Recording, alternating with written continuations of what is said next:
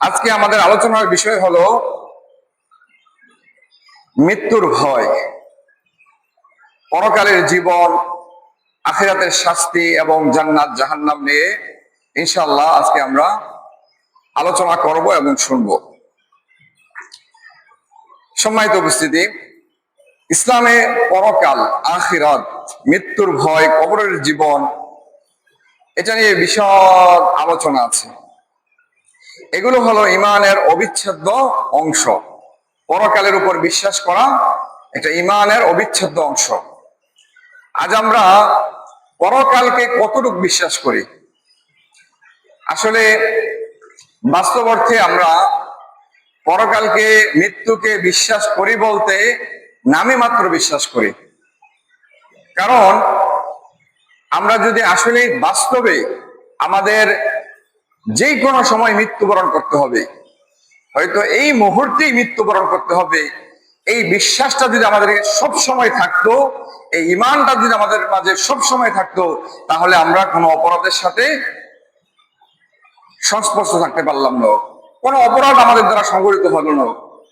কিন্তু আজ আমাদের মৃত্যুর ভয়, এই ইমানটা, এই বিশ্বাসটা ওই পরিমাণে নাই যেই পরিমাণে বিশ্বাস করলে আমরা গুনাহ থেকে বাঁচতে পারবো, সুদ খাওয়া থেকে বাঁচতে পারবো, ঘুষ খাওয়া থেকে বাঁচতে পারবো, মিথ্যা কথা থেকে বাঁচতে পারবো, যত প্রকারে অন্যায় অপরাধ আছে এগুলো থেকে বাঁচতে পারবো। ওই মৃত্যুর ভয়টা, ওই ইমানটা আমাদের অতটুকু নেই। আজ আমরা শুধুমাত্র মুখেই বিশ্বাস করি যে একদিন আমাদেরকে মরতে হবে, কিন্তু আমাদের কার্যকলাপের মাধ্যমে আমাদের অবস্থা এমন যে না, আমরা এখন বয়স 10 বছর, 20 বছর, 30 বছর, 40 বছর, যার 50 বছর সেও মনে করে যে আমি আরো 10-15 বছর বাঁচবো, যার 60 বছর সেও মনে করে যে আরো আমি 5-7 বছর বাঁচবো। আর যাদের বয়স 30 বছর, 20 বছর, তারা তো মনে করে আমাদের জীবন পুরোটাই পড়ে আছে, আমার কেরিয়ার করতে হবে, আমাকে বড় সফলতা অর্জন করতে হবে, ভালো একটা শিক্ষা অর্জন করতে হবে, চাকরি বাকরি করে অনেক টাকা পয়সা কামাতে হবে, ব্যবসা বাণিজ্য করতে করতে দুনিয়া কামাই করে আমাদের একটা লাইফ সেটিং করে তারপরে গিয়ে আমি হজ করে মসজিদ মুখী হব, আল্লাহ বিল্লাহ করব। আমাদের দেশের 90-95% মুসলিম এই দেশ।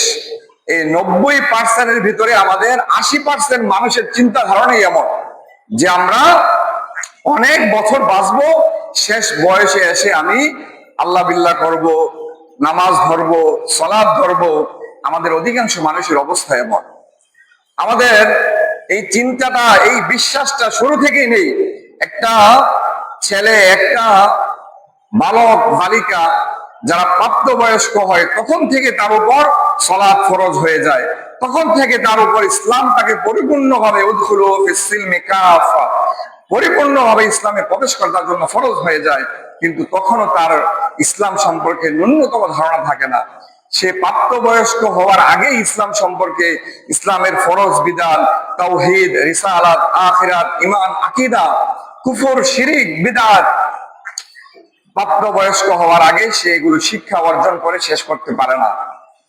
উচিত হলো মা বাবার এবং এলাকাবাসীর, পরিবারের কর্তা হর্তাদের যে একটা সন্তান জন্মগ্রহণ করার পরে সে প্রাপ্তবয়স্ক হওয়ার আগেই একজন মুসলিম হিসাবে তার জীবনে কি কি জিনিস ফরজ, কি কি জিনিস তার মানতে হবে, এই বিষয়গুলোকে তাকে প্রাপ্তবয়স্ক হওয়ার আগেই মোটামুটি একটা শিক্ষা দান করা। প্রাপ্তবয়স্ক হওয়ার পর থেকে সে 10-12 বছরের পর থেকে, 13 বছর, 15 বছরের পর থেকে সে প্র্যাকটিক্যালি সে ইসলামের মধ্যে পুরোপুরি প্রবেশ করে ফেলবে। কিন্তু আমাদের সমাজ ব্যবস্থা, পারিবারিক ব্যবস্থা, মসজিদ ব্যবস্থা এখনো ওই রকম হয় নাই যে আমাদেরকে প্র্যাকটিক্যাল মুসলিম হিসেবে গড়ে তুলবে, প্র্যাকটিসিং মুসলিম হিসেবে গড়ে তুলবে। এখনো আমাদের ওই পারিবারিক ব্যবস্থাটা এমন হয় নাই, সামাজিক ব্যবস্থাটা এমন হয় নাই। আমার একটা মনে মনে ইচ্ছা, সেটা হলো আমাদের মুক্তবগুলো হবে এমন, এই মুক্তবগুলো থেকে একটা প্রে-স্টাডির স্টুডেন্ট, একটা শিশু বাচ্চা, সে মুক্তবে যে আসবে তার জীবনটা একবারে শেষ বয়স পর্যন্ত সে এই মুক্তবের সাথে সম্পৃক্ত থাকবে। সে মুক্তব ছাড়বে না। এই ফজরের নামাজের পর, ফজরের সালাতের পর সে যে কায়দা সূরা দিয়ে শুরু করবে, তার শেষ বয়স পর্যন্ত মসজিদ ব্যবস্থাপনা এমন হবে, তার শেষ বয়স পর্যন্ত সেই আলেমের কাছে যে হুজুর থাকবে, যে আলেম থাকবে, ইমাম সাহেব থাকবে, তাদের কাছে শেষ বয়স পর্যন্ত সে কোরআন শোনাবে, সে হাদিস শিখবে, সে মাসআলা শিখবে। ঠিক এমনই ভাবে তার প্রতিদিনের ব্যবসা বাণিজ্য সহ দৈনন্দিন রুটিনের ভিতরে এই মক্তবটা থাকবে একটা সিলেবাস। তার জীবনের প্রতিদিনের রুটিনের ভিতরে যারা আম পাবলিক আছে, আমরা খাস করে যারা মসজিদ মাদ্রাসার সাথে ইলমের সাথে সম্পর্ক নেই, তাদের প্রতিদিনের একটা সিলেবাস থাকবে। এবং আমি আরেকটা জিনিস সবসময় আশা, সেটা হলো যে আমাদের যে মসজিদগুলো নির্মাণ করা হয়, ওই মসজিদগুলো ইমাম সাহেবদের একটা টার্গেট ফিট করে দেওয়া হবে, তাদেরকে এক্সট্রা একটা সম্মানী দেওয়া হবে, যেন এলাকার প্রতিটা মানুষ কিনে সে ভাবে, একটা শিশু বাচ্চা থেকে শুরু করে একটা বৃদ্ধ পর্যন্ত সবার পিছনে সে মেহনত করবে, সবাই পিছনে সে সময় দেবে। ফজরের পরে, আসরের পরে, যার যখন সময় থাকে ওই সময়গুলোতে ওনার জন্য এক্সট্রা একটা হাদিয়ার ব্যবস্থা থাকবে। ওই সময়গুলোতে সবাই এখানে সময় দিবে, যার যখন সুবিধা, কারো এশারের পরে, কারো আসরের পরে, কারো ফজরের পরে। এলাকার প্রতিটা বালক যেন, প্রতিটা পুরুষ যেন মসজিদ কেন্দ্রিক হতে পারে, মসজিদ থেকে শিক্ষা গ্রহণ করতে পারে, একবারে কায়দা থেকে শুরু করে, সূরা থেকে শুরু করে একবারে হাদিস, কোরআন, মাসআলা, মাসাইল সবকিছু যেন সে মসজিদ থেকে শিক্ষা গ্রহণ করতে পারে। মসজিদ ব্যবস্থাটা এমন হওয়া দরকার। আজ আমাদের দেশের ভিতরে প্রতিটা মসজিদ দেখবেন যে মসজিদে ঝাড়বাতি লাগানো হয়, এসি লাগানো হয়, বিভিন্ন টাইলস টুইলস লাগিয়ে এত কোটি কোটি টাকা খরচ করে শুধু মসজিদ জাঁকজমকপূর্ণ করার পিছনে। কিন্তু মসজিদের ভিতরে ইমানটা যেন থাকে, তাকওয়া যেন থাকে, নামাজ যেন সবার গুলো, সালাত গুলো যেন সবার কবুল হয়, এই জন্য কোনো মেহনত নাই, এই জন্য কারো কোনো ফিকির নাই। শুধু কিভাবে আরো মসজিদকে সুন্দর করা যায়, জাঁকজমক পূর্ণ করা যায়। শেষ জমানার একটি হাদিস, সেটা হলো রাসূল সাল্লাল্লাহু আলাইহি সাল্লাম বলেন, শেষ জমানায় মসজিদ গুলো হবে জাঁকজমক পূর্ণ, কিন্তু মানুষের মধ্যে থাকবে ইমান শূন্য। তাদের মধ্যে ইমান থাকবে না। তারা পাকা পাকা দাড়ি থাকবে, তুসবি থাকবে, নামাজ সালাত আদায় করতে করতে শেষ, কিন্তু তার মধ্যে ইমানই নেই। সে ইসলাম সম্পর্কে ধারণা নেই, সে শিরকের সাথে লিপ্ত, সে বেদাতের সাথে লিপ্ত। ঠিক এমনই ভাবে আজ শেষ জমানায় আমরা উপস্থিত। আমরা প্রতিটা জেলায় জেলায় গেলে, প্রতিটা জায়গায় জায়গায় গেলে দেখবো যে মসজিদ গুলো আজ জাঁকজমকপূর্ণ।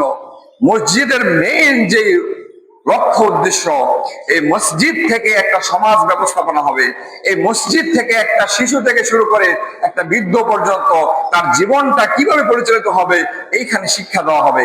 এই মসজিদ কেন্দ্রিক শিক্ষা ব্যবস্থা আজ আমাদের সমাজে নেই। আজ পারিবারিক ভাবেও একটা শিশু সে শিখতেছে না যে কোনটা আদব, কোনটা আখলাক, কোনটা ভালো, কোনটা খারাপ। আজ পরিবারগুলো, মা বাবা আজ ইসলাম থেকে দূরে। আর যারা মা বাবা হচ্ছে তাদেরও অনেকেরই ন্যূনতম ইসলাম সম্পর্কে ধারণা নেই, ন্যূনতম ইসলামিক জ্ঞান নেই যে তার বাচ্চাকে সে কি শিখাবে, তার বাচ্চাকে সে কিভাবে মানুষের মতো মানুষ করবে, তার সে নিজেও এই শিক্ষাটা অর্জন করতে পারে না। আফসোস। এই জন্য আজ আমাদের যাদের ভিতরে ঘাটতি আছে, আমরা সবাই চেষ্টা করব যেন নিজে ইসলামিক মূল্যবোধে বিশ্বাসী হই, নিজে ইসলাম সম্পর্কে ভালোভাবে জানি, এবং আমাদের সমাজটাকে, পরিবারটাকে, ব্যক্তি জীবনে সন্তানদেরকে এবং মসজিদটাকে কিভাবে ইসলামিক পরিবেশে গড়ে তোলা যায়, এই জন্য আমরা সবাই সম্পূর্ণ চেষ্টা করবো। সময়টা হাজিরিন, যেই কথা থেকে আমরা আসছিলাম সেটা হলো মৃত্যুর ভয়। আজ আমাদের ভিতরে মৃত্যুর ভয় নেই। আজ আমাদের ভিতরে মৃত্যু সম্পর্কে যে ঈমানটা থাকা দরকার, যে আমার এই মুহূর্তেই মৃত্যু হতে পারে, আমি যে আজ সালাত আদায় করে মসজিদ থেকে বের হয়ে বাসায় যাব, এর কোনো নিশ্চয়তা নাই। এই বিশ্বাসটা আমাদের দৃঢ় সংকল্প হতে হবে মনের ভিতরে, যে মৃত্যু যেই কোনো সময় হতে পারে, বাঁচার কোনো নিশ্চয়তা নাই। কিন্তু আমাদের মাথায় 24 ঘন্টা ঘুরতে থাকে যে আমি আজকে কালকে কিভাবে টাকা কামাবো, কালকে কিভাবে ব্যবসা করব, কিভাবে কি করব। মৃত্যুর যে একটা স্মরণ, এটা থেকে আমরা আজ অনেক দূরে। সম্মানিত হাজিরিন, আল্লাহ তাআলা পবিত্র কালামুল্লাহ হাকিমে বলেন, কুল্লু নাফসিন যায়িকাতুল মাউত। আল্লাহ তাআলা বলেন, কুল্লু নাফসিন, প্রতিটা আত্মাকেই, প্রতিটা প্রাণীকেই যায়িকাতুল মাউত, এই মৃত্যুর স্বাদ গ্রহণ করতে হবে, মৃত্যুবরণ করতেই হবে। যিনি ছিলেন আমাদের এই দুনিয়ার মাঝে সর্বশ্রেষ্ঠ মহামানব, হযরত মুহাম্মদ সাল্লাল্লাহু আলাইহি ওয়াসাল্লাম, তাকেও এই মৃত্যুর স্বাদ গ্রহণ করতে হয়েছে। তিনিও এই দুনিয়া ছেড়ে চলে গেছে। যত নবী রাসূল এসেছিলেন সবাইকে এই দুনিয়া ছেড়ে চলে যেতে হয়েছে।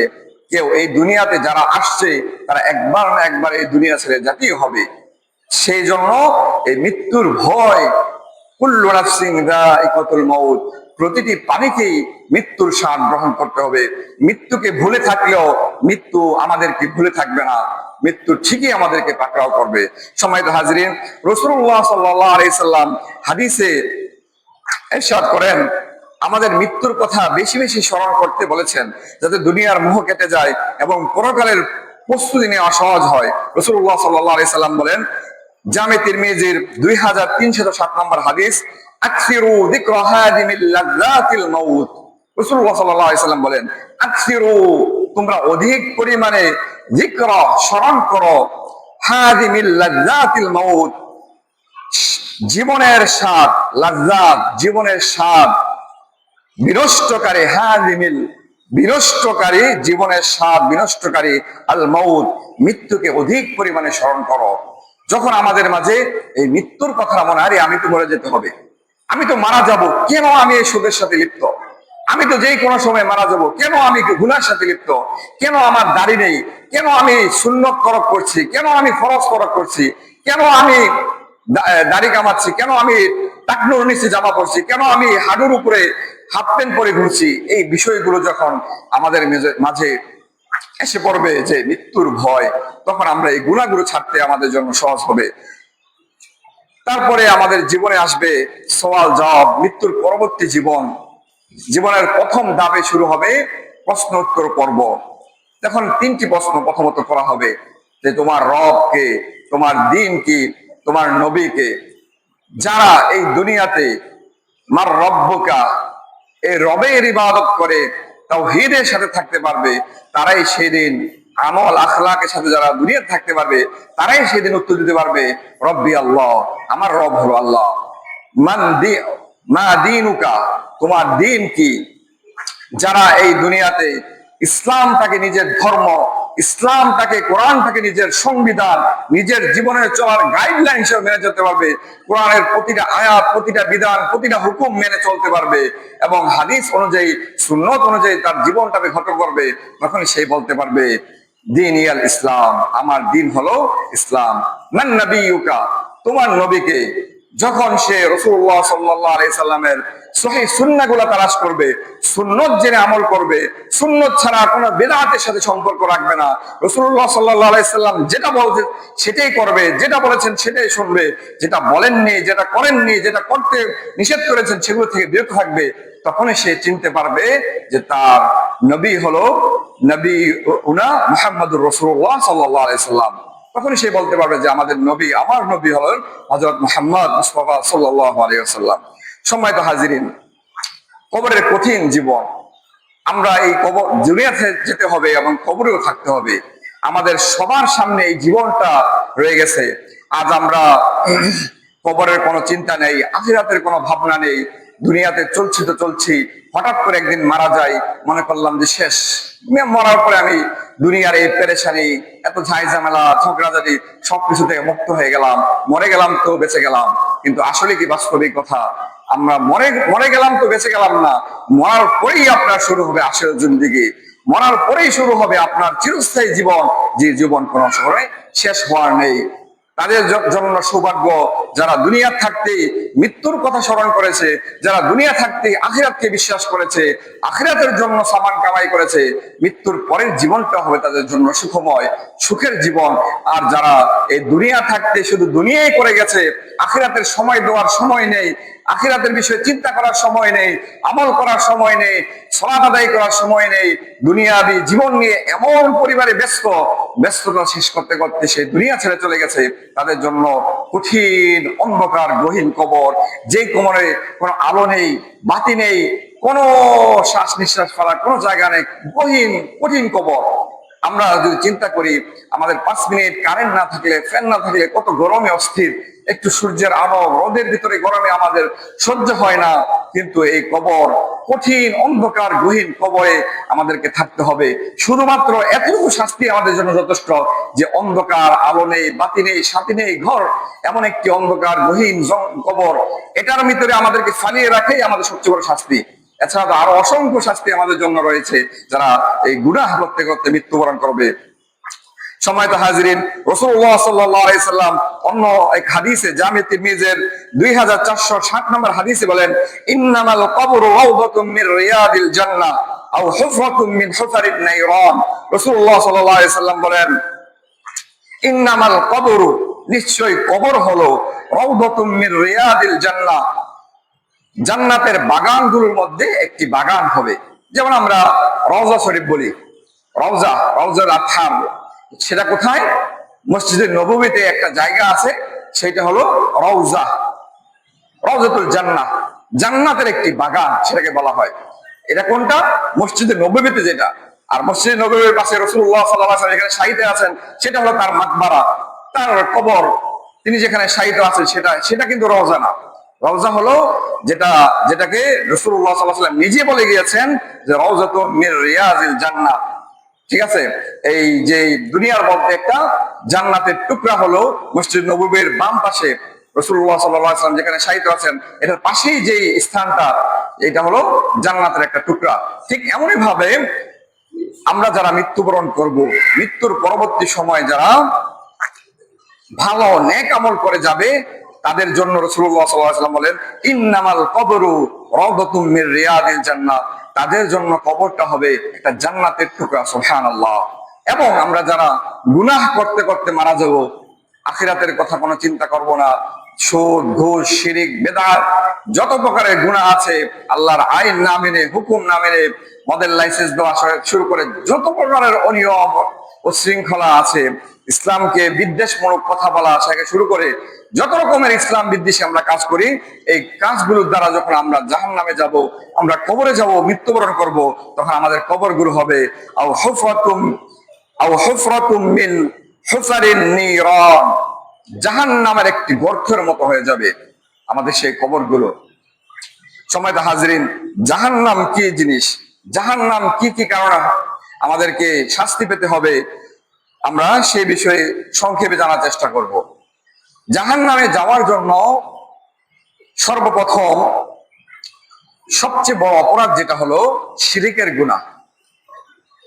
তো এর আগে আমাদের অনেকগুলো ধাপ পার হতে হবে। সেগুলো হলো, আমরা তো কবরে গেলাম, কবরের জীবনটা হবে আলমে বারজাখ। এই জীবনটাকে বলা হয় আলমে বারজাখ। আলমে বারজাখের পরে আমাদেরকে সবাইকে পুনরুত্থান করা হবে, হাসরের মাঠে আমাদেরকে উঠানো হবে, কিয়ামতের ময়দানে সবাইকে উপস্থিত করা হবে। সেই দিন যারা ভালো কাজ করবে, নেক আমল করবে, তখন তারা আল্লাহ তাআলার আরশুল আজিমের ছায়াতলে স্থান পাবে। সুবহানাল্লাহ। আর যারা এই গুনাহ করতে করতে মৃত্যুবরণ করবে, জাহান্নামী হিসাবে মৃত্যুবরণ করবে, তারা সেই দিন কিয়ামতের ময়দানে কোনো আল্লাহ তাআলার ছায়া পাবে না, কোনো আশ্রয়স্থল পাবে না। তাদের অবস্থা হবে কঠিন, ভয়াবহ। সেই দিন সূর্যটা হবে একেবারে সন্নিকটে, এত রোদের তাপ, এত শাস্তি সেদিন পাওয়া হবে, মানুষ মনে করবে যে শেষ হচ্ছে না কেন। সেই দিনটা থাকবে বিশাল কঠিন একদিন, ওই সময়গুলো শেষ হবে না। সম্মানিত হাজিরিন, এই কিয়ামতের পরে যখন মানুষকে ফয়সালা দেওয়া হবে, ফুলসিরাত পুল পার হতে হবে, তখন মানুষকে কারোর জন্য দেওয়া হবে জান্নাত, কারোর জন্য দেওয়া হবে জাহান্নাম। অপরাধীদেরকে ওই জাহান্নামে কারা কারা যাবে এবং নির্দিষ্ট জাহান্নামের কিছু শাস্তি আছে, অসংখ্য শাস্তি আছে, সেই শাস্তিগুলোর মধ্যে কিছু আলোচনা করা হবে। সম্মানিত হাজিরিন, রাসূলুল্লাহ সাল্লাল্লাহু আলাইহি সাল্লাম মিরাজে গিয়ে কিছু কিছু জাহান্নামের নিদর্শন দেখে এসেছেন, এগুলো হাদিসে এসেছে। সম্মানিত হাজিরিন, আল্লাহ তাআলা পবিত্র কালামুল্লাহ হাকিমে বলেন, ইন্নাহু মান ইউশরিক বিল্লাহি ফাকাদ হারামাল্লাহু আলাইহিল জান্নাহ ওয়া মাওয়াহুন নার, নিশ্চয়ই যারা শিরিক করবে, ফাকাদ হারামাল্লাহ, আল্লাহ তাআলা হারাম করে দিয়ে দিবেন, নিষিদ্ধ করে দিবেন, আলাইহিল জান্নাহ, তার জন্য জান্নাতকে, ওয়া মাওয়াহুন নার, এবং তার আশ্রয়স্থল হবে আর নার, জাহান্নামে। এজন্য শিরিকের গুনাহ কোনোভাবেই করা যাবে না। আমরা সবার উপর ফরজ হলো তাওহীদ জানার সাথে সাথে শিরিকের কি কি গুনাহ আছে, শিরিক থেকে বেঁচে থাকা আমাদের সবার উপর ফরজ। শিরিকের পাশাপাশি কুফর কি জিনিস, কুফর সম্পর্ক জানা এবং কুফরি থেকে আমাদেরকে বেঁচে থাকা। কুফরি সংক্ষেপে, আমরা শিরিক সম্পর্কে সবসময় আলোচনা হয়, কিন্তু কুফরি সম্পর্কে একটু কম আলোচনা হয়। কুফরটা হলো আল্লাহ তাআলা যে কোরআন মাজিদ নাজিল করেছেন, এই কোরআন মাজিদে এবং রাসূল সাল্লাল্লাহু আলাইহি সাল্লাম হাদিসের মাধ্যমে ইসলামে যত বিধিবিধানগুলো আমাদের জন্য ফরজ করেছেন, যেই বিধিবিধানগুলো আমাদের জন্য নাজিল করেছেন, কোন বিধিবিধান যদি আমরা কেউ জেনে অজেনে অস্বীকার করি তাহলে আমাদের কুফরি হয়ে যাবে। শুধুমাত্র অস্বীকার না, কোন বিধান যদি আমরা না জানার কারণে এটাকে অবহেলা করি, এটাকে অপমান করি, তুচ্ছ তাচ্ছিল্য করে, তখন আমাদের ঈমান থাকবে না, আমরা কুফরি করে ফেলবো। এজন্য সম্মানিত হাজিরিন, আল্লাহ তাআলা রাসূলুল্লাহ সাল্লাল্লাহু আলাইহি সাল্লামের মাধ্যমে আমাদের ইসলামের ভিতরে কি কি বিধিবিধান দিয়েছেন এগুলো পুঙ্খানুপুঙ্খ জানতে হবে। সম্মানিত হাজিরিন, অনেক সময় আমাদের দেখা যায় যে আমরা আজ দেশের ভিতরে বিভিন্ন দলে বিভক্ত, বিভিন্ন দলাদলিতে বিভক্ত। তো এই দলাদলি করতে যে আমাদের ভিতরে যে সমস্যাটা হয়, দেখা যায় যে এক দলের লোক একটা জিনিস আমল করে, আরেক দলের লোক আরেকটা জিনিস আমল করে। দোনোটাই রাসূলুল্লাহ সাল্লাল্লাহু আলাইহি সাল্লামের হাদিস দ্বারা সাব্যস্ত, দোনোটাই হাদিসে আছে, কিন্তু আমি না জানার কারণে তার আমলটাকে কটাক্ষ এমন ভাবে করলাম যে রাসূল সাল্লাল্লাহু আলাইহি সাল্লামের হাদিসকে আমি কটাক্ষ করলাম। সেটা আমাদেরও ক্ষেত্রে হয়ে থাকে এবং অন্যদের ক্ষেত্রে হয়ে থাকে। আসলে আমাদের আগে জানতে হবে কোন একটা হাদিস সম্পর্কে, কোন একটা আমল সম্পর্কে যদি আমরা কথা বলতে যাই, সেটা হাদিসে সাব্যস্ত আছে কিনা, সেটা হাদিসে উপস্থিত আছে কিনা, সেজন্য সেই জায়গায় আমরা নমনীয়তা হব যে হ্যাঁ, তোমারটাও হাদিসে আছে, আমারটাও আছে, আমারটা সহিহ হাদিস দ্বারা বেশি শক্তি মজবুত, আমারটা করলে বেশি সওয়াব পাওয়া যাবে, এতটুকু বিদ্যুৎ সীমাবদ্ধ থাকতে হবে না। তোমারটা কোন হাদিসে নেই, তোমারটা ভুল, জয়ীফ হতে পারে, দুর্বলতার কারণে, রাবির কোন দুর্বলতার কারণে, রাবির বিভিন্ন বিষয়গুলোর কারণে হাদিসের মানটা জয়ীফ হয়ে যেতে পারে। কিন্তু যে সকল হাদিসগুলো বানোয়াট, জাল, জাল আর বানোয়াট হলো এক জিনিস, যেটা মানুষ আবিষ্কৃত করেছে, মিথ্যাভাবে প্রচার করেছে, সেটা হলো জাল আর বানোয়াট।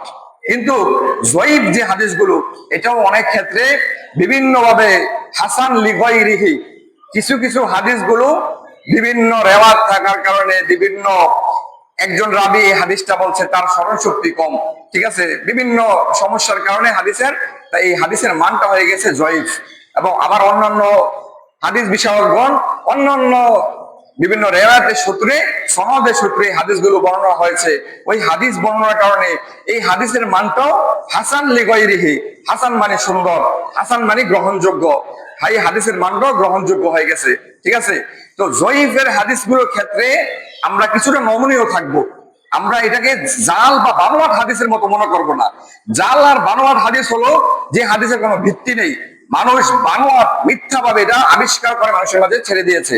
আর জাল হাদিস, জাল আর বানোয়াট, আর জয়ীফ হাদিস যেগুলো, এগুলো বিভিন্ন কারণে এগুলোর হাদিসের মানটা দুর্বল হয়ে গেছে। এটা হলো জয়ীফ হাদিসের কথা। আর অনেকগুলো হাদিস আছে এমন, দোনো ক্ষেত্রে সহিহ হাদিস দ্বারা প্রমাণিত, দোনো ক্ষেত্রে, কিন্তু আমি জানি না, দোনো পক্ষে না জানার কারণে এমন হয়ে যায় আমি সেই হাদিসটাকে কটাক্ষ করে কথা বলি, আমি সেই হাদিসটার বিরুদ্ধে কথা বলি, কিন্তু সেই হাদিসটা রাসূলুল্লাহ সাল্লাল্লাহু আলাইহি ওয়াসাল্লাম হাদিস। আমি না জেনে না বুঝে অনেক সময় দেখা যাবে যে সহিহ একটা হাদিসের বিরুদ্ধে, রাসূলুল্লাহ সাল্লাল্লাহু আলাইহি ওয়াসাল্লাম নিজের বাণীর বিরুদ্ধে আমি কথা বলে ফেললাম, এই জন্য আমার কুফরি হয়ে যাবে। হাদিস, কোরআন, এই সকল হাদিস কোরআনের বিরুদ্ধে কোনোভাবে কোনো কথা বলা যাবে না। এই জন্য ইলম অর্জন করা ফরজ, জানা ফরজ। আপনি কারোর সাথে একটা কথা বলার আগে এই বিষয়টা ভালোভাবে জেনে নিতে হবে, তখন বুঝে শুনে। আজ আমরা একটু জেনেছি, ওই একটুর উপরে আমরা ঝাঁপিয়ে পড়ি, ওই একটুর উপরে তর্ক বিতর্কে লিপ্ত হয়ে যায়। না, সে কি বলতেছে তার বিষয়টা আগে জেনে, কোরআন হাদিস থেকে যদি নিজে পারি নিজে পড়বো, না পারলে আলেম ওলামার কাছে গিয়ে আসলে এটা কতটুকু আছে না আছে জেনে বুঝে তখন তার সাথে আমরা কথা কাটাকাটি করব, তাকে বোঝানোর চেষ্টা করব। এই জন্য আমাদের সবার সতর্কের জন্য এই কথাগুলো বলা, যেন আমরা নিজেরা সেফ থাকতে পারি, অন্য আরেকজনকে ভুল প্রমাণ করতে যে নিজে যেন গুনাহগার না হয়ে যায়, এটা খেয়াল রাখতে হবে। সময়ত হাজিরিন, ঠিক এমনই ভাবে কুফরির কথা বলতেছিলাম। অনেক সময় আমরা দেখি যে আমাদের সমাজে যারা বুদ্ধিজীবী আছে, যারা বিভিন্ন শিক্ষাবিদ বা নিজেদেরকে বেশি পণ্ডিত মনে করে, তারা অনেক সময় হিজাব নিয়ে তুচ্ছ তাচ্ছিল্য করে, পর্দা নিয়ে তুচ্ছ চাচ্ছিল্য করে, আল্লাহ তাআলার সংবিধান আইন যে চোরের হাত কাটা, জিনাকারীর মৃত্যুদণ্ড, এগুলি নিয়ে তুচ্ছ চাচ্ছিল্য করে। আমরা সাধারণ পাবলিক অনেক সময় না জেনে নেতার পিছনে ছুটতে গিয়ে আমরা তাদের পিছনে হায় হায় তাল মিলাই। কি হবে? কোরআনের আইন, হাদিসের আইন, হাদিসের সংবিধান অনুযায়ী আমাদেরকে এটা তুচ্ছ তাচ্ছিল্য করা আমাদের ইমানই থাকবে না, আমরা কুফরি করে ফেলবো। এই জন্য কথাবার্তা বলার ক্ষেত্রে, ইসলামের যে কোনো একটা বিধান বলার ক্ষেত্রে খুব সাবধান, খুব সাবধান। কোন কথা বলার কারণে আমাদের ইমান চলে যাবে আমরা বলতেও পারবো না। এজন্য ইসলামকে নিয়ে জানতে হবে, পড়তে হবে। এজন্য ইসলামের প্রথম যেটা আদেশ ছিল, রাসূলুল্লাহ সাল্লাল্লাহু আলাইহি সাল্লামের নবুয়তের প্রথম যে আদেশ, সেটা কি ছিল? ইকরা, তুমি পড়ো। আমাদের এই ইসলামের যাত্রাই শুরু হয়েছে পড়ো। আগে জানো, ফাআলাম, তুমি আগে জানো, আন্নাহু লা ইলাহা ইল্লাল্লাহ, তুমি যে মুসলমান হইতেছো, কালিমা গ্রহণ করতেছো, ফাআলাম, তুমি কালিমারে অনুধাবন করো, কালিমার অর্থ, কালিমার মর্ম, কালিমা দ্বারা কি বোঝাচ্ছে, প্রতিটা জিনিস ভালোভাবে জানো, তখন তুমি মুসলিম হও, তারপরে সেটার উপর চলো। কিন্তু আজ আমরা শুধুমাত্র নামে মুসলিম, কামে কোনো কিছু নেই, জানিও না, ইসলাম সম্পর্কে জানার চেষ্টা করি না। এই সকল হালাকাগুলো হয়, মসজিদের আলোচনাগুলো হয়, এগুলোতে আজ আমরা সময় দেই না, আমরা বসতে চাই না। আমরা তো এমনিতেই কিছু জানি না, তারপরে আবার যেই জায়গাগুলোতে একটু জানার সম্ভাবনা থাকে ওই জায়গাগুলো তো সময় দেই না। তাহলে আমরা কিভাবে পার পাবো? আমাদের দ্বারা তো ভুল বেশি হবে, কারণ আমরা জানার চেষ্টা করি না। সম্মানিত হাজিরিন, এই জন্য জানতে হবে, আমাদের সবচেয়ে প্রথম যেটা জানতে হবে সেটা হলো তাওহীদ, আকীদা, ঈমান, তারপরে হলো রিসালাত, আখিরাত, তারপরে ধাপে ধাপে আসবে। আমরা যখন এগুলো জেনে পরিপূর্ণ মুমিন হব, তখন আমাদের ধাপে আসবে শিরিক সম্পর্কে জানতে হবে, যেন যে ঈমানটা আমরা অর্জন করলাম সেটা শিরিকের কারণে না চলে যায়। তারপরে কুফর সম্পর্কে জানতে হবে, কোনো আমাদের অবিশ্বাসের কারণে, অজানার কারণে কোনো আল্লাহ তাআলার বিধান সম্পর্কে যেন অস্বীকার করে না বেশি, কোনো তাচ্ছিল্য করে না বেশি, কুফর সম্পর্কে জানতে হবে। তারপরে জানতে হবে বিদআত সম্পর্কে। কোরআন এবং হাদিসে রাসূলুল্লাহ সাল্লাল্লাহু আলাইহি ওয়াসাল্লাম যে সকল বিষয়গুলো জানিয়ে গেছেন, এই সকল বিষয়গুলো জানতে হবে। এর বাইরে মন গড়াতে কোনো সওয়াব নেই, মন গড়া আমলে কোনো সওয়াব নেই। রাসূলুল্লাহ সাল্লাল্লাহু আলাইহি ওয়াসাল্লাম যেটা শিখিয়ে গেছেন, সাহাবায়ে রাদিয়াল্লাহু তাআলা আনহুম আজমাউন, সবাই যেগুলো করে গেছেন এটার ভিতরে সফলতা, এটার ভিতরে সফলতা। এর বাইরে মন গড়া যদি কোনো কিছু করি, এটার ভিতরে সফলতা নেই। রাসূল সাল্লাল্লাহু আলাইহি ওয়াসাল্লাম থেকে কি আমরা বেশি বুঝি? সাহাবী রাদিয়াল্লাহু তাআলা আনহুম আজমাইন সব থেকে কি আমরা বেশি বুঝি? অবশ্যই না। তারা কি তাদের থেকে বেশি ভালোবাসতে পারবো আমরা? তাদের থেকে তো বেশি ভালোবাসতে পারবো না। কারণ তারা যে পদ্ধতিগুলো যেভাবে আমাদেরকে শিখিয়ে গেছেন, ঠিক এইভাবে ইসলামটাকে ফলো করতে হবে, তখনই আমরা সঠিকভাবে ইসলামে থাকতে পারবো। সম্মানিত হাজিরিন, বলতেছিলাম যে ইসলামের ভিতরে সবচেয়ে বড় পাপ হলো ইন্নাহু মাইয়ুশরিক বিল্লাহ, যারা আল্লাহ তাআলার সাথে শিরিক করবে তারা কখনোই জান্নাতে যেতে পারবে না। আপনি সারা জীবন হজ, উমরা, রোজা, সিয়াম, সালাত, যত ইবাদত বন্দেগী, তাসবিহ, তাহলিল যত কিছু করবেন, আপনার আমলের ভিতরে শিরিক আছে, আপনি কখনোই জান্নাতে যেতে পারবেন না। চিরস্থায়ী জাহান্নামী হিসেবে আপনার নাম লিখে যাবে। এই জন্য শিরিক কি কি জিনিস আমার নিজের প্রয়োজনে জানতে হবে, নিজের জন্য জানতে হবে, নিজে জান্নাতে যাওয়ার জন্য জানতে হবে। আজ আমরা শিক্ষা গ্রহণ করি না, ইসলাম শিখি না, শুধুমাত্র বাবা মুসলমান, দাদা মুসলমান, এই সার্টিফিকেট নিয়ে আমরা কবরে চলে যাচ্ছি। আমাদের অবস্থা ভয়াবহ। সম্মানিত হাজিরিন, তারপরে যে শাস্তির কথা, জাহান্নামের যে শাস্তি হবে সেটা হলো সুদ খাওয়া। সুদখোর শাস্তি সম্পর্কে হাদিসে এসেছে যে তারা রক্তের নদীতে সাঁতার কাটবে, রক্তের নদী থাকবে তাদের জাহান্নামে, এই রক্তের নদীর ভেতরে তারা সাঁতার কাটবে এবং পাথর দিয়ে তাদের মুখগুলো চূর্ণ বিচূর্ণ করা হবে, পাথর দিয়ে ফেটিয়ে ফেটিয়ে তাদের মুখগুলোকে চূর্ণ বিচূর্ণ করা হবে যারা সুদ খায়। আজ আমরা 1 লাখ টাকা হলো, 10 লাখ টাকা হলো, 5 লাখ টাকা হলো সুদের পিছনে দিয়ে দিলাম। হ্যাঁ, মাসের পরে মাসে একটা ব্যবসা নাই, বাণিজ্য নাই, কিছু নাই, একটা লাভ আসতে থাকবে, সংসার চলবে, পরিবার চলবে। সম্মানিত হাজিরিন, নিজে তো টাকা কামাচ্ছেন না, জাহান্নামের শাস্তিগুলো অর্জন করছেন, জাহান্নামের শাস্তিগুলোকে নিজের জন্য অবধারিত করছেন। নিজের বাচ্চা খাবে, নিজের বউ খাবে, নিজের পরিবার খাওয়াবেন, কিন্তু শাস্তিগুলো তো আপনি পাবেন। পরিবার কিন্তু সেদিন আপনার কথা শুনবে না, আপনাকে দেখে সেদিন পালায়ন করবে কিয়ামতের দিন। আমি চিনি না বলবে, চিনি না বলবে। কাদের জন্য আপনার নিজের শাস্তিকে নিজে টেনে নিয়ে আসছেন, নিজের শাস্তিগুলো লেখাচ্ছেন না জাহান্নামের মাঠে, জাহান্নামের জন্য। এজন্য সুদ থেকে বেঁচে থাকুন। সম্মানিত হাজিরিন, ব্যবসা করুন, আহাল্লাল্লাহুল বাইয়া ওয়া হাররামার রিবা, আল্লাহ তাআলা ব্যবসাকে হালাল করেছেন এবং সুদকে হারাম করেছেন। এবং আমরা অনেক সময় দেখা যায় যে অপারগ হয়ে না পেরে সুদের উপর টাকা নিয়ে নেই। এজন্য যারা এরকম সুদিনের লেনদেনে নিজেদেরকে লিপ্ত করে ফেলেছেন, আল্লাহ তাআলার কাছে দোয়া করুন, মানুষের কাছে কর্জে হাসানা দিন। এখন কর্জে হাসানা নেই, কেন নেই? কারণ মানুষ যে ঋণ গ্রহণ করেছে, যে ঋণী, সে টাকা নেওয়ার পরে তার আচার ব্যবহার এমন যে সেই টাকাটার মালিক। যে টাকা দিয়েছে সে আর টাকা পাওয়ার কোনো সম্ভাবনা নেই। সেটা একটা সওয়াব কাজের জন্য দিয়েছে, কর্জে হাসানা। এটাকে অনেক একটা সওয়াবের কাজ, দানের মতো, সৎকার মতো একটা সওয়াবের কাজ বলা হয়েছে হাদিসে। তো এই সওয়াবের কাজের জন্য সে টাকাটা দিছে, কিন্তু যে নিছে সে ঘুরাতে ঘুরাতে ঘুরাতে ঘুরাতে টাকাটাকে তাকে কষ্ট দিতে এমন অবস্থা করে ফেলে যে সে দিয়ে যেন একটা বিপদে পড়লো। এই জন্য সময় হাজির আগে আমাদের ভালো হতে হবে। একটা মানুষ যে আপনাকে কর্জে হাসানা দিবে, আপনার নিজের কথার সাথে কাজের মিল রাখতে হবে। কথার কাজে মিল থেকে ভালো মানুষ থেকে, যাদের হক হালালি থেকে টাকা আছে, তাদের থেকে কর্জে হাসানা নেওয়ার চেষ্টা করুন। আল্লাহর কাছে দোয়া করুন, আল্লাহ তাআলা কাউকে ফিরিয়ে দেন না। আল্লাহর ভান্ডারে কোনো কিছু কমতি নেই। আল্লাহ তাআলার কাছে কোনো কিছু কমতি নেই, যেটাই যাবেন সেটাই পাবেন। আল্লাহ তাআলা কি পারেন না?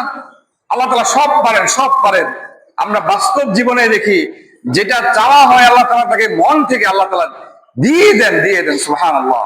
এই জন্য মন থেকে আল্লাহ তাআলার কাছে চাইবেন, 5 ওয়াক্ত সালাত আদায় করবেন, আল্লাহ বান্দা হিসেবে শিরক থেকে বাঁচবেন, গুনাহ থেকে বাঁচবেন, আল্লাহ তাআলার কাছে চাইবেন, আল্লাহ তাআলা আপনাকে দিবেই। এমন ভাবে চাইবেন, আল্লাহ তাআলা আপনাকে দিবে ইনশাআল্লাহ। যে দোয়ার সময়গুলো দোয়া কবুল হয়, তাহাজ্জুদ নামাজ পড়ে দোয়া চান। আজ আমরা কোনো কিছু প্রয়োজন হলে পীরের কাছে যেয়ে চাই, মাজারে যেয়ে চাই। তারা কি দেওয়ার কোনো ক্ষমতা রাখে? এগুলো যারা স্বীকার হবে তারা শিরকের সাথে লিপ্ত। তারা তো দুনিয়াও কিছু পাবে না, আখিরাতেও তারা কিছু পাবে না। জাহান্নামী হবে তারা, জাহান্নামী। চাইতে হবে কার কাছে? আল্লাহ তাআলার কাছে। আল্লাহ ছাড়া দেওয়ালা কেউ নেই, আল্লাহ তাআলা ছাড়া দিতে পারে কেউ নেই। পীর সাহেব কেউ যদি আকাবির হয়, বুজুর্গ হয়, ভালো মানুষ হয়, শায়েখ হয়, আমল আখলাকে ভালো হয়, তার থেকে এলেম শিখতে যাবেন, তার থেকে দিন শিখতে যাবেন, তার থেকে দোয়া কিভাবে করবেন আল্লাহ তাআলার কাছে, এই দোয়াটা শিখতে যাবেন। কিন্তু চাইবেন কার কাছে? আল্লাহ তাআলার কাছে। কিন্তু আমরা কি জন্য যাই? একটা গরু দিয়ে দেই, একটা ছাগল দিয়ে দেই, 10,000 টাকা দিয়ে দেই, আমার জন্য দোয়া করে দেন। আমার টাইম নেই আল্লাহর কাছে চাওয়া। আপনি চাইলে আল্লাহ দিয়ে দিব। আল্লাহ কি ঠেকা পড়ছে আল্লাহ তাআলা যে এভাবে দিবে? আল্লাহ তাআলার সাথে বান্দার সম্পর্ক সরাসরি। বান্দা যখন আল্লাহ তাআলার কাছে চায়, আল্লাহ সবচেয়ে বেশি খুশি হয়। আর দোয়া হুয়াল ইবাদাহ, দোয়াই হলো একটা ইবাদত। আমরা যে নামাজ পড়ি, সালাত আদায় করি, আমরা যে দোয়া করি, তারপরে আমরা নফল ইবাদত করি, তাসবিহ তাহলিল করি, কোরআন তেলাওয়াত করি, এগুলো যে ইবাদত, আল্লাহ তাআলার কাছে বসে বসে হাত তুলে আল্লাহ তাআলার কাছে চাওয়া, এটাও একটা ইবাদত। মনে মনে চাইতে পারেন, হাত তুলে যেতে পারেন, যেভাবে ইচ্ছা হাঁটতে বসতে আল্লাহর কাছে চাইবেন। আল্লাহর কাছে কোনো কিছুর কমতি নেই, আল্লাহ তাআলা দিতে পারে, দিতে পারে। যদি বাস্তব একটা উদাহরণ শুনতে চান, সেটা বলি। সেটা হলো এই রমজান মাসে, এই রমাদানের পরে আমাদের যারা সৌদিতে পড়াশোনা করে স্টুডেন্ট, তাদের বছরে একবারই সুযোগ থাকে যে হজের সময় কিছু কাজ কারবার করা, কিছু কাজ কারবার করা, এক্সট্রা একটু ফেসিলিটি পায় তারা। হাজিগণের খেদমত করে, হজের বিভিন্ন কার্যক্রমের সাথে তারা সম্পৃক্ত থাকে। তো এই জন্য একটা তাসরিহ লাগে, পারমিট। ওই পারমিট যারা মক্কাবাসী, এখন যারা মক্কা থেকে সৌদি থেকে, তারা এটা বুঝতে পারবে ভালো। একটা পারমিট লাগে মক্কাতে অবস্থান করার জন্য, মক্কায় যে কোনো কাজ করার জন্য। তো এগুলো চাইলেই পাওয়া যায় না, অনেক সিস্টেম করে পাইতে হয়। এবং আল্লাহ তাআলার কাছে যখন চাওয়া হলো, একটা ব্যক্তির উদাহরণ দিয়ে বলতেছি, যখন ওই ব্যক্তি তার সামনে হজ চলে আসতেছে, সামনে এই বছর কোনো কাজ করার সুযোগ নেই, আমার নিজের প্রমাণ, নিজের চোখে দেখা, কোনো মিথ্যা আজগুবি ঘটনা না। মানে আল্লাহ তাআলা যে দিতে দেয় মানুষকে চাইলে, এটার উদাহরণ দিতেছি। গল্প কাহিনী বলার এটা মঞ্চ না, গল্প কাহিনী বলে সময় নষ্ট করার জায়গা না। যেন আপনাদের বিশ্বাস হয়, আপনারাও যেন আরো বেশি বেশি আল্লাহর কাছে চান, এই জন্য এই উদাহরণটা দেওয়া। তো তার সামনে কোনো কিছু রাস্তা খালি নেই যে সে এই বছর মক্কায় থাকবে, মক্কায় কিছু হাজিগণের খেদমত করবে, কাজ করবে, হজ করবে, কোনো সম্ভাবনা নেই। কিন্তু সে আল্লাহ তাআলার কাছে বিশ্বাস রেখে চাইতেছে, আল্লাহ তুমি একটা ব্যবস্থা করবা, তোমার দরবারে কোনো কিছুর কমতি নেই। যদিও দেখা যায় সময় ঘনিয়ে আসছে, কোনো সম্ভাবনা নেই। তারপরে দেখা গেল যে হঠাৎ একদিন তার বন্ধু একসাথে দুজন বসে কথা বলতেছে, যে বলতেছে যে এবং চায়না থেকে এক লোক, সে তার এরকম আত্মীয় স্বজনের জন্য একটা বদলি হজ করাবে। কেউ কি আছে যে বদলি হজ করতে চায়? যে দোয়া করতেছিল তার সামনে বলতেছে। সে তো বললো আমি তো ইচ্ছা করতেছিলাম, আমি তো খুঁজতেছিলাম। ইউনিভার্সিটি থেকেও ছাত্রদেরকে হজ দেয়, সে ওই বছর ইউনিভার্সিটি থেকে হজ পায় নাই। তার সামনে সব রাস্তা বন্ধ ছিল, কিভাবে রাস্তাটা খোলা হলো দেখছেন? সুবহানাল্লাহ।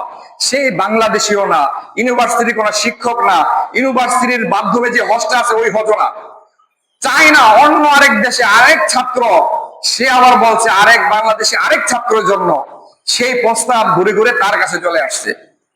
যে তার কাছেও বলা হইতেছে না যে তুমি করবা কিনা, সে আরেকজনের কাছে বলতেছে যে এমন ভাবে চায়না থেকে একজন লোক তার আত্মীয় স্বজন পরিবারের জন্য একটা বদলি হজ করাবে। কেউ কি আছে যে আগে হজ করছে?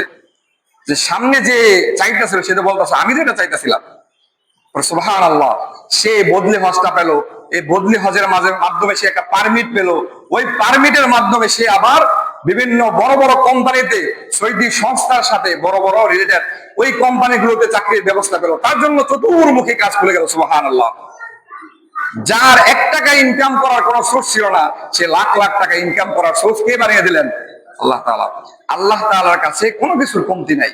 চাইবেন কার কাছে? আল্লাহ তাআলার কাছে। বিশ্বাস রাখবেন, ইয়াকিনের সাথে সালাত আদায় করবেন, ভালো রাস্তায় চলবেন, নিজেকে গুনাহগার মনে করবেন না। গুনাহ করতে করতে করতে করতে মারা গেলেন, এই আপনি পার পাবেন না, দুনিয়াতেও না আখিরাতেও না। এই জন্য 5 ওয়াক্ত সালাত ঠিক রাখবেন, নিজেকে ভালো রাস্তায় চলার চেষ্টা করবেন, ইসলাম সম্পর্কে যতটুকু পারেন জানার চেষ্টা করবেন। গুনাহ হলে তওবা করবেন, প্রতিদিন একবার করে তওবা করবেন নিজের জীবনের গুনাহগুলোর জন্য। এবং যে গুনার সাথে আপনি সম্পৃক্ত, বারবার বলে আল্লাহ এই গুনাহ থেকে আমাকে বের করে দাও, গুনাহ থেকে বার করার একটা রাস্তা করে দাও, গুনাহ থেকে বেরিয়ে এবং ভালো ভালো মানুষের সাথে আমার সম্পর্ক করে দাও, যেন আমি তাদের সাথে চলে নিজেকে জান্নাতের রাস্তা নিতে পারি। এই দোয়াগুলো করবেন, আল্লাহ তাআলা রাস্তা সহজ করে দিবে। যারা আল্লাহ তাআলার কাছে চাইবে, আল্লাহ তাআলা তাদের রাস্তা সহজ করে দিবে। সম্মানিত হাজিরিন, আজ আমরা চাই না, আমরা শিরকের সাথে লিপ্ত। সম্মানিত হাজিরিন, ঠিক এমনই ভাবে আমরা যেভাবে আল্লাহ তাআলার কাছে যদি চাই, আল্লাহ তাআলা ইনশাআল্লাহ আমাদেরকে দিবে। তো আমরা বলতেছিলাম যে সুদ খাওয়া, এই সুদ খাওয়া হলো একটা কঠিন অপরাধ, যেগুলোতে সরাসরি নিষেধ। আজ আমরা দেখি জুয়া, আজ অনলাইনে এত সহজ করে দিয়েছে, মানুষ কেউ দেখে না সে জুয়া খেলেছে। অনলাইনের ভিতরে লটারি, জুয়ার এত আসল, ছোট ছোট বাচ্চা, দেখেন আমাদের সমাজ ব্যবস্থা কোথায় গিয়েছে।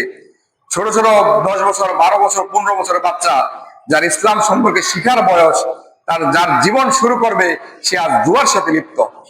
একসময় মানুষ লুকিয়ে লুকিয়ে এক জায়গায় যে জুয়া খেলতো, সবাই তাকে বলতো, জুয়ারি বলতো। কিন্তু আজ অনলাইন ব্যবস্থা, এই মোবাইলটা আমাদের জন্য এমন ভাবে ক্ষতির একটা চূড়ান্ত একটা ব্যবস্থা করে দিয়েছে, আজ সমাজ ধ্বংস, বাঁচিয়ে রাখার সুযোগ নেই। আপনি জানবেন না সে জুয়া খেলতেছে, মোবাইলের ভিতরে অনলাইনে সে বাজি ধরতেছে, বাজি বিভিন্ন অনলাইনে 1000 টাকা পুরাচ্ছে, সে 10 টাকা, 20 টাকা, 50 টাকা, 100 টাকা দেয়, একবার জিতে একবার হারে, এভাবে জুয়ার সাথে লিপ্ত। সে মনে করতেছে যে এটার মাধ্যমে সে বড়লোক হয়ে যাবে রাতারাতি। সফলতা জুয়ার বিরুদ্ধে নেই, সুদের মাঝে সফলতা নেই। সফলতা কিসের মধ্যে? আল্লাহ তাআলা লাগছে আহাল্লাহুল বাইআ, বেচা কিনার ভিতরে সফলতা, ব্যবসার ভিতরে। ওয়াহাল্লামার রিবা, এই সুদ, জুয়া, ঘুষ, এগুলোর ভিতরে শান্তি নেই। আপনি 10 টাকা কামাবেন অসৎ ভাবে, 20 টাকা আপনার যাবে, বিভিন্ন ক্ষতি হয়। আপনি রোড অ্যাক্সিডেন্ট করবেন, আপনার এই জন্য অসুস্থ হয়ে যাবে, আপনি এত বড় ঋণগ্রস্ত হয়ে যাবেন, আপনি শান্তি পাবেন না, দুনিয়া তো শান্তি পাবেন না, আখিরাতে তো শান্তি পাবেন না। এই জন্য সম্মানিত হাজিরিন, আমাদের চোখের সামনে গুনাহের রাস্তা খুলে দেওয়া হচ্ছে। এখন এই মোবাইল, ইন্টারনেটের মাধ্যমে গুনাহের রাস্তাগুলো খুলে দেওয়া হচ্ছে। আর আমাদের জন্য গুনাহ করা সহজ হয়ে যাচ্ছে।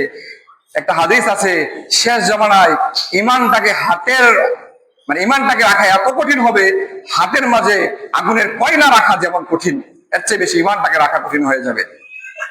যেমন আগুনের একটা কয়লা রাখতেছি, খন্ড রাখতেছি, এর থেকে বেশি ইমানটাকে রাখা।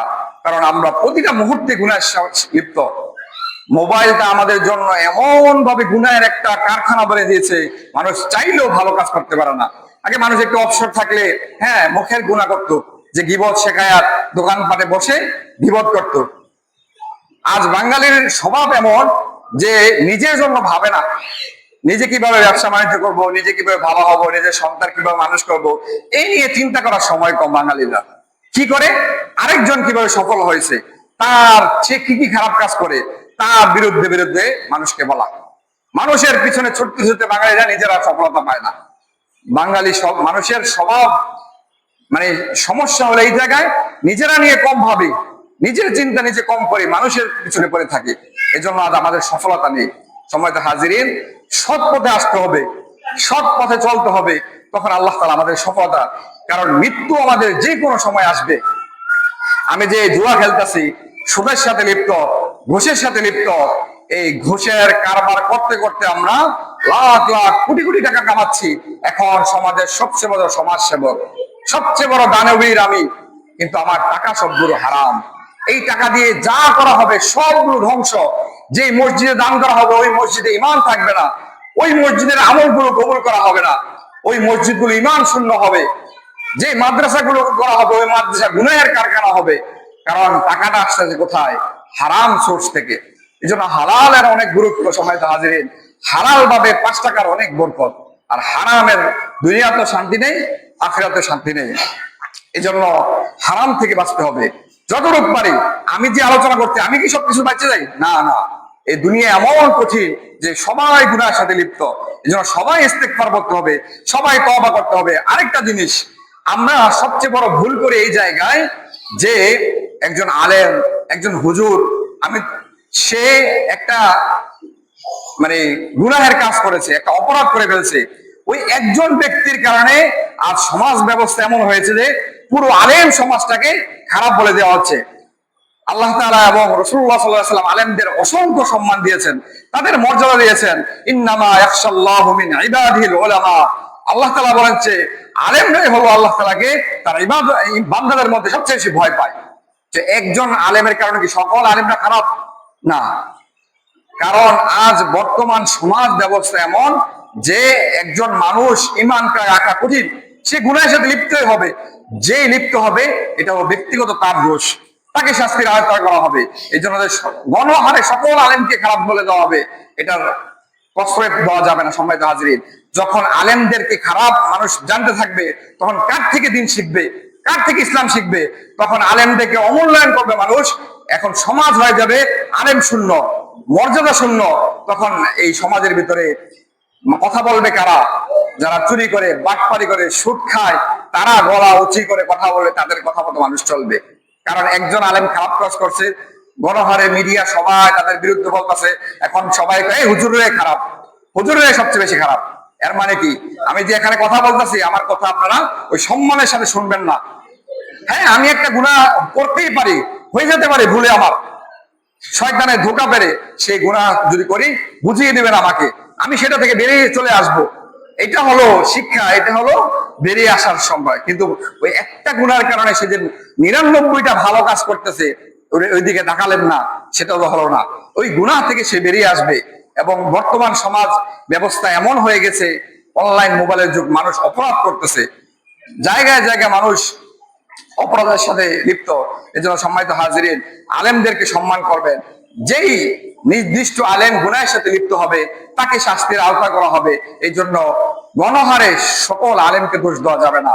এবং আমাদের আজকের মূল আলোচনা ছিল যে জাহান্নামকে ভয় করা, মৃত্যুর কথা স্মরণ করা, সওয়াবের রাস্তায় চলা, 5 ওয়াক্ত সালাত জামাতের সাথে আদায় করা। আল্লাহ তাআলা তৌফিক দান করুন, আমিন। ওয়া মা তৌফিক ইল্লা বিল্লাহ।